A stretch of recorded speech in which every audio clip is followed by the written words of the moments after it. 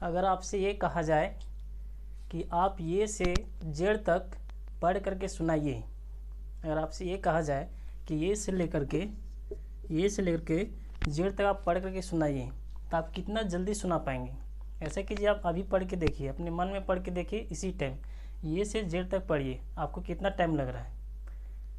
उसके बाद आपको फिर से बोला जाए कि ये से जेड से ये तक पढ़िए। अब पहले आप ये से जेड तक पढ़े थे, अब दूसरी टाइम ये से जेड से ये तक पढ़िए। आप देखिए किस में आपको ज़्यादा टाइम लग रहा है, इसमें लगा या फिर इसमें लगा। जाहिर सी बात है आपको टाइम इसमें ज़्यादा लगा होगा जब आप उल्टा पढ़े होंगे, जेड से लेकर के ये तक, और इसमें आपको कम टाइम लगा होगा जब ये से जेड तक पढ़े होंगे। तो ऐसा आखिर क्यों हुआ कि ये से जेड तक पढ़े और हमको कम टाइम लगा, और जेड से ये तक पढ़े तो ज़्यादा टाइम लगा? ऐसा क्यों हुआ? ऐसा इसलिए हुआ क्योंकि हमने जितना भी अभी तक ABCD पढ़ा है, हमेशा ये से जेड तक ही पढ़ा है, जेड से ये तक नहीं पढ़ा है और ना ही ज़्यादा प्रैक्टिस हुआ है। तो मेरा सीधा से कहने का मतलब ये था आज कि जितना ज़्यादा प्रैक्टिस कीजिएगा उतना ज़्यादा आपको बेनिफिट होने वाला है। तो होगा, सीधी सी बात, जितना ज़्यादा प्रैक्टिस उतना ज़्यादा बेनिफिट, और जितना कम प्रैक्टिस उतना कम बेनिफिट, और जितना ज़्यादा आप प्रैक्टिस कीजिएगा आपका टाइम उतना बचेगा। जैसे कि इसमें बचा था, अगर इसमें आपको 5 सेकंड ले रहा है तो हो सकता है इसमें आपको 10 सेकंड ले लेगा। तो ये जो 5 सेकंड जो बच रहा है और तो ज़्यादा लग रहा है, तो आप जितना ज़्यादा प्रैक्टिस कीजिएगा आपका टाइम बचने वाला है और आपका उतना ज़्यादा ही आपको बेनिफिट होगा।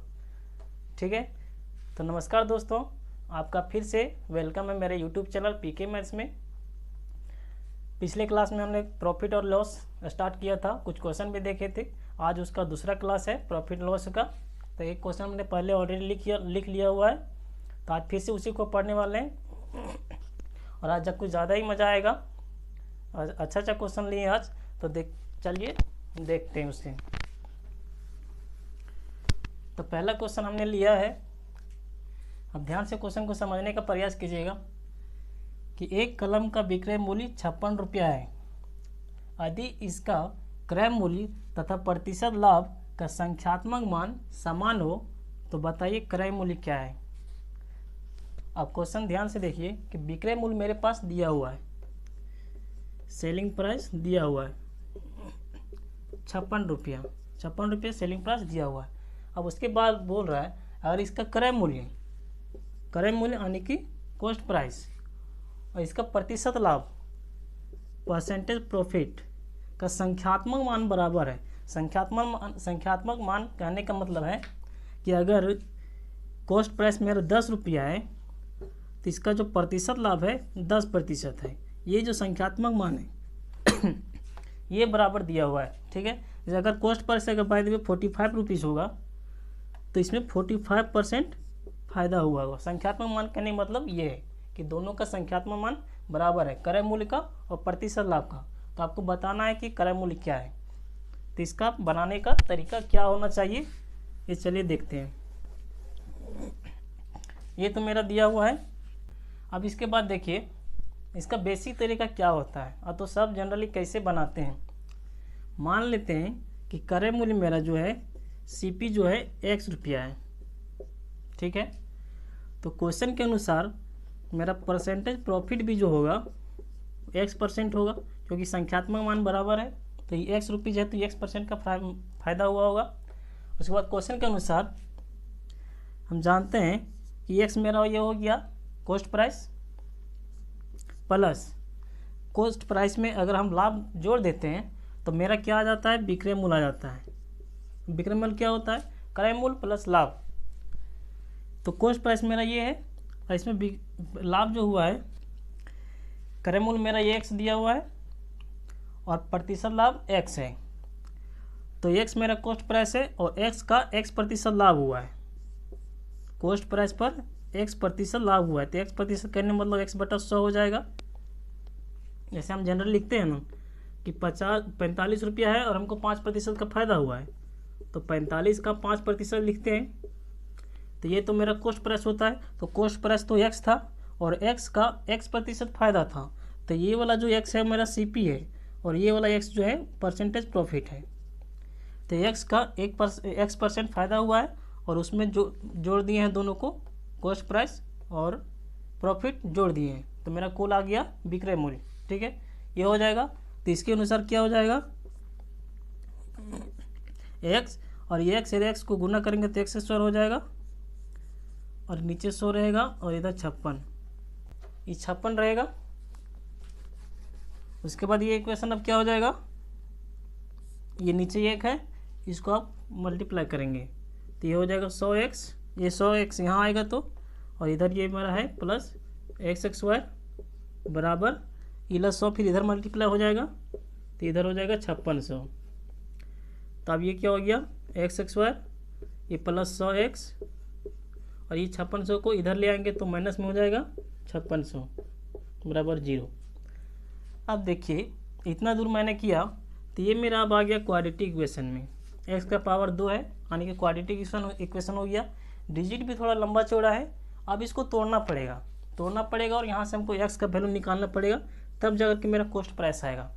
तो भाई x हम क्यों माने, x के चक्कर में तो सब पहले से ही परेशान है ना। मैं किस x की बात कर रहा हूँ आपको पता होगा, x के चक्कर में तो सब पहले से परेशान है, और फिर से अगर हम x ले लें तो फिर बात बनने वाला ही नहीं, क्योंकि x तो कभी किसी का हुआ ही नहीं है। ठीक है, तो x कभी किसी का हुआ ही नहीं है, तो इस टाइम मेरा क्या होगा, आप खुद ही देख सकते हैं कितना लंबा चौड़ा पहले से आ गया है, इक्वेशन बनाने तक का ही इतना आ गया। अब इसके बाद हमको सॉल्व करना है, तो x के चक्कर में हम नहीं पढ़ेंगे फिलहाल।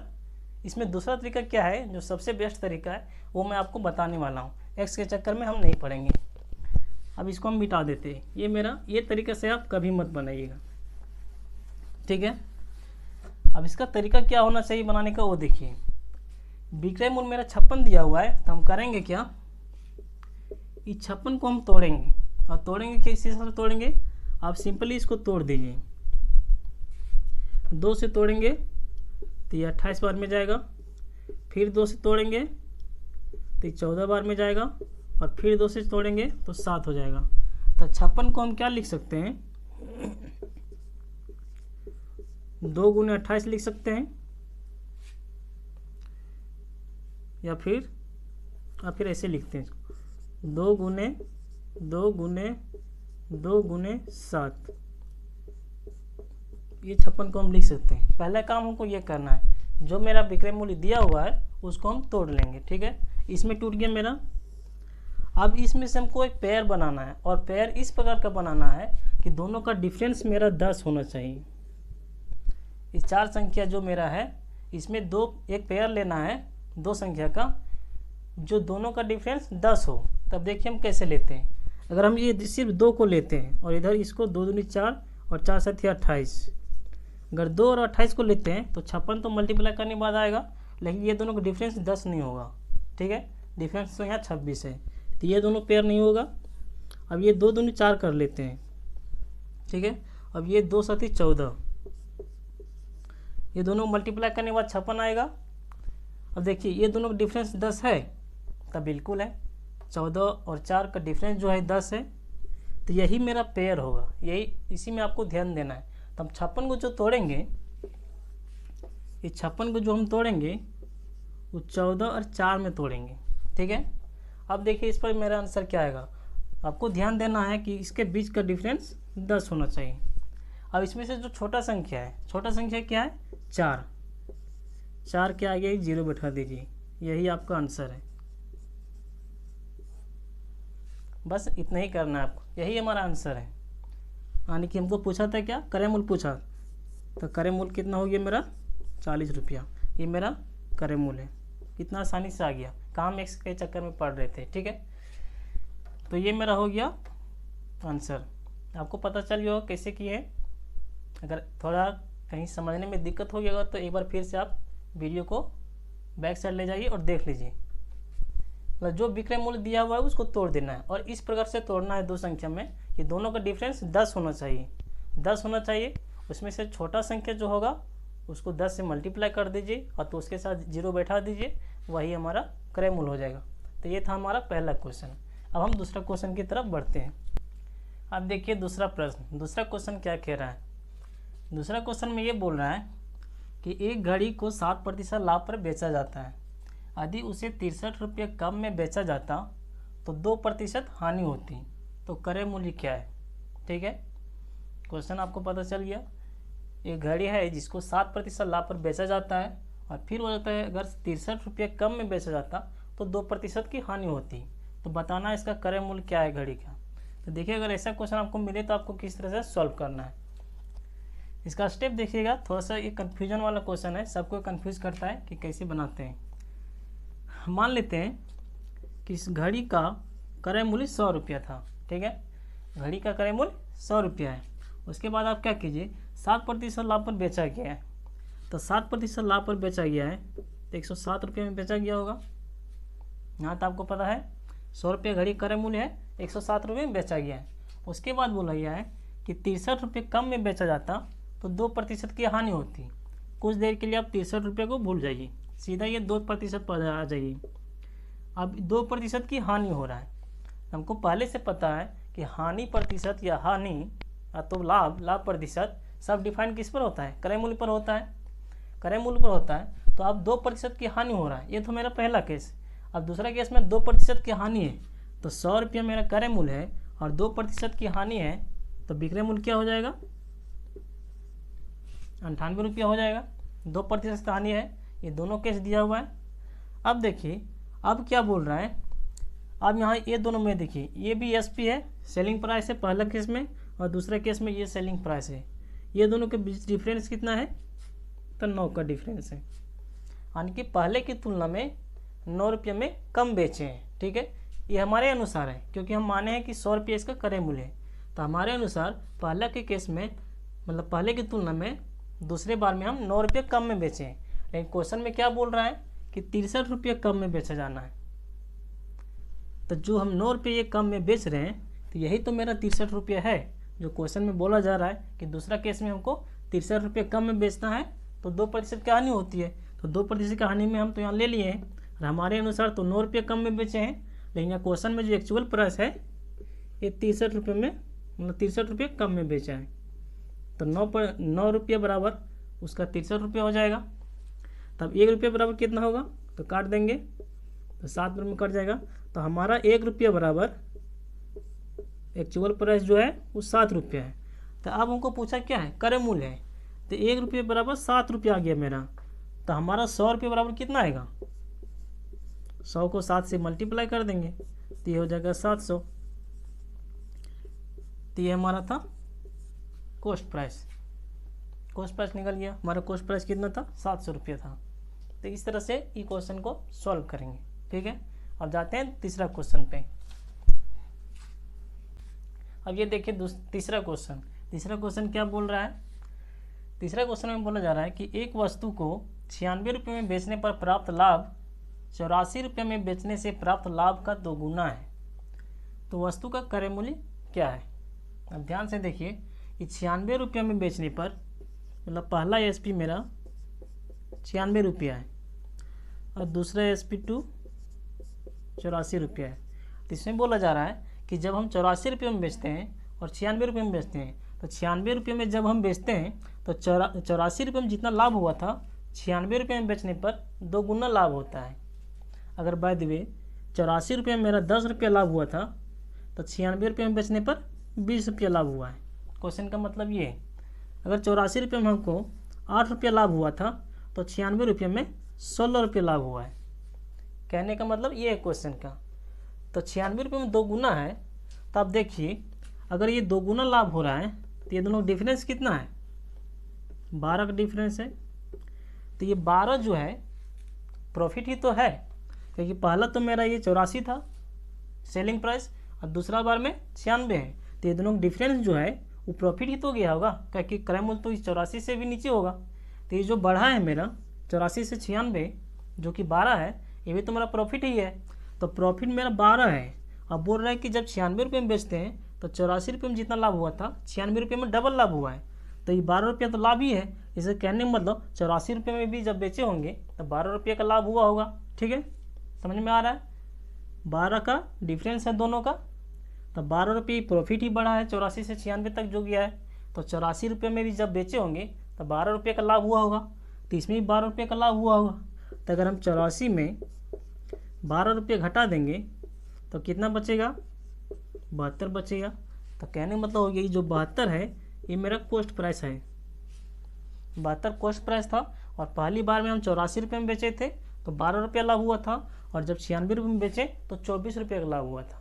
तो सबसे पहले क्या करना है, ये दोनों का डिफरेंस जितना रहेगा वही लाभ तो इसमें भी तो हुआ होगा। 12 इसमें लाभ हुआ है, मतलब 84 से 96 में जाने में, तो 84 रुपये में भी बेचे होंगे तो 12 का लाभ हुआ होगा।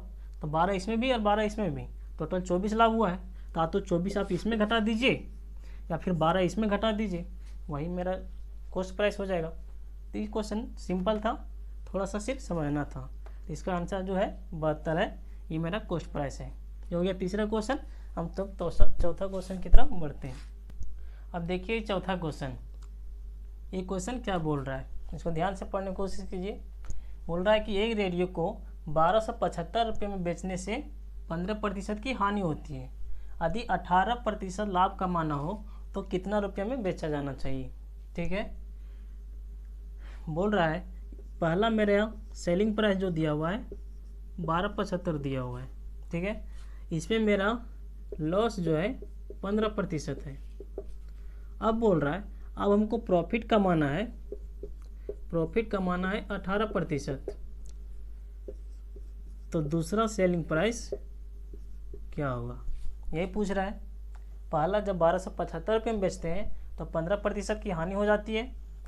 अगर कितना में हम बेचें कि 18% का लाभ हो, तो देखिए क्या करेंगे। मान लेते हैं कि इसका जो सीपी होगा, क्रय मूल्य जो होगा रेडियो का कॉस्ट प्राइस जो होगा वो 100 रुपया होगा मान लिए, और 100 रुपये में होगा। तो बोल रहे पहला केस में हमको 15% की हानि है, इसका मतलब वो 85 रुपये में बेचा होगा, यही हुआ होगा ना।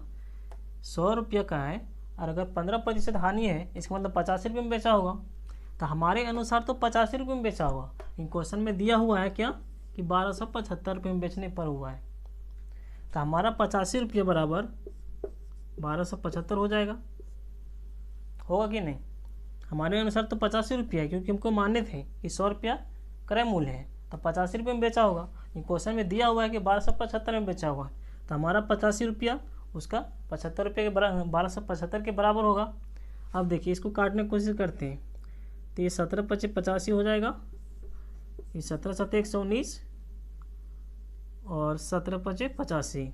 फिर 5 से कटेगा, 5 × 5 और 15 × 5 = 75। मतलब हमारा 1 रुपया 15 रुपये के बराबर है। ठीक है, अब देखिए अब हमको निकालना है क्या, 18% कमाने के लिए कितना रुपये में बेचना पड़ेगा। अब 100 रुपये क्रय मूल्य है, 18% अगर हम लाभ कमाना चाहते हैं, इसका मतलब 118 रुपये में बेचना पड़ेगा। 118 रुपये में बेचना पड़ेगा ना, 100 रुपये क्रय मूल्य है, 18% लाभ कमाना है तो 118 रुपये में बेचना पड़ेगा। तो हमारा 1 रुपया बराबर 15 रुपया है, तो 118 रुपया अगर हम मेरा है तो कितना हो जाएगा, इसमें हम 15 से मल्टीप्लाई कर देंगे। तो यही मेरा जो हो जाएगा, जो भी आएगा वो मेरा विक्रय मूल्य हो जाएगा, जिसमें मेरा 18% लाभ है। अब इसको गुना ऐसे ही नहीं करेंगे, थोड़ा सा आपको ध्यान देना पड़ेगा कैलकुलेशन पावर पर भी। इसको ऐसे ही गुना करेंगे तो ज़्यादा टाइम लग जाएगा, इसलिए आप ऐसे कीजिए 118 × 15 है। अब इसको लिख लीजिए 100 + 18 × 15, और 15 को 100 से गुना कीजिएगा तो 1500 हो जाएगा। अब बचा 18 को 15 से गुना करना है। 18 को 15 से गुना करने में थोड़ा इजी पड़ेगा इसके तुलना में। 1500 मेरा तुरंत आ गया। अब 18 को 15 से गुना कीजिए, तो 15 को 15 से गुना करेंगे तो 15 × 15 = 225 हो जाएगा। अब फिर यहाँ 3 बचेगा, तो 15 × 3 = 45 जोड़ देंगे तो कितना हो जाएगा, 25 और 270 हो जाएगा। तो हो गया 270, और टोटल कितना हो जाएगा 1500 और 270, तो 1770 हो जाएगा। तो ये मेरा हो जाएगा सेलिंग प्राइस दूसरा, जिसमें हमको 18% का लाभ होने वाला है। किस तरह बनाए आपको पता चला होगा, एक बार फिर से देख लीजिए तो आपको पूरा अच्छा से समझ में आ जाएगा। तो ये था मेरा चौथा क्वेश्चन है, और आपको ऐसा क्वेश्चन दिखता है तो आप ऐसे ही बनाइएगा। तो आज का क्लास इतना ही दूर तक रहने देते हैं। आज 4 क्वेश्चन जाने, अच्छा क्वेश्चन था। नेक्स्ट क्लास में प्रॉफिट ही लॉस का जितना भी तरह का क्वेश्चन होता है प्रॉफिट एंड लॉस में, सभी तरह के क्वेश्चन को करने की कोशिश करेंगे हम लोग। पिछले क्लास में किए थे, आज भी किए, और नेक्स्ट क्लास में भी करेंगे। तो आज के लिए इतना ही रहेगा। अगर आपको सेशन अच्छा लगा होगा ये क्लास, तो आप कमेंट करके हमको ज़रूर बताइएगा कि कैसा लगा और क्या कमी रहा वो भी ज़रूर बताइएगा, ताकि हम उसको सुधार सकेंगे नेक्स्ट क्लास में।